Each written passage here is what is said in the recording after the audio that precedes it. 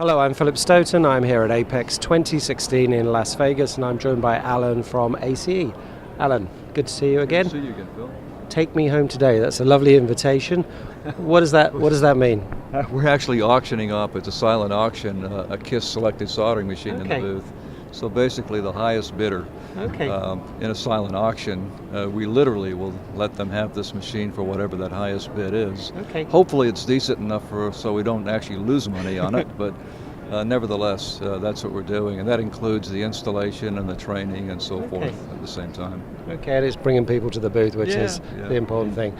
And you've recently won an MPI Award, but for a sector that you're not known in. Tell me a bit about that. Well, primarily we're known for the KISS machines for selective soldering, and we really have great market share and so forth on that. But in recent years, we've also been making lead tinning machines. Lead tinning is becoming more in vogue, more necessary these days for two reasons particularly. One is for removing gold.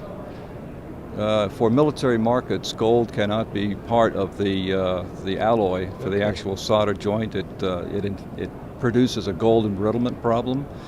So the new regulations state that no gold can actually be present in the solder joint itself for those reasons. So the only way you can get rid of that really is to wash it or hot solder dip it, or lead tin, if you will. So our machines are set up to do that for all types of components of through-hole components, general surface mount, and the MPI Award was for the newest iteration that we have, which picks quad flat packs up out of a JEDEC tray. It will inspect them with vision to make sure we're directly on center. It'll take it through the process of lead tinning, washing, drying, and then a final inspection to ensure that there aren't any bridges in the leads, even down to fine pitch. We're talking of something sub half a millimeter pitch, 0.3 millimeters. And then it'll put it back in the tray, pick up the next one, and keep on going until the entire tray has been processed. So it's a hands-off process, but it's very, very well controlled. Again, these components can be several $1,000s, and so you have to be very careful with them. Yeah, and you've been doing that for a relatively short time. What's the market response been to that?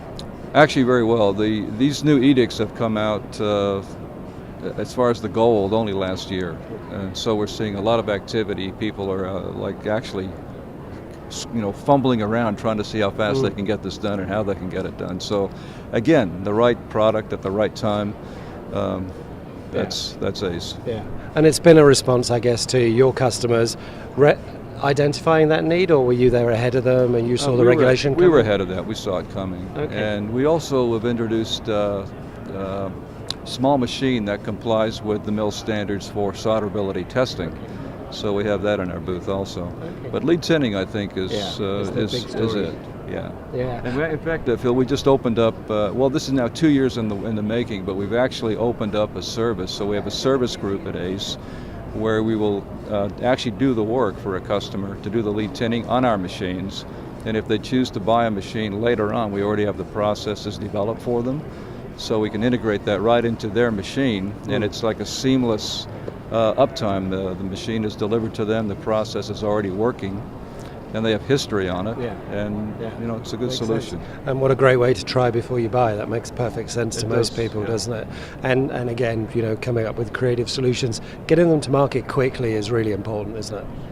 It is. First to market always does the best hit. Well, congratulations on the award, and good luck with the auction. I hope someone puts in a number that makes sense. Yeah, me too.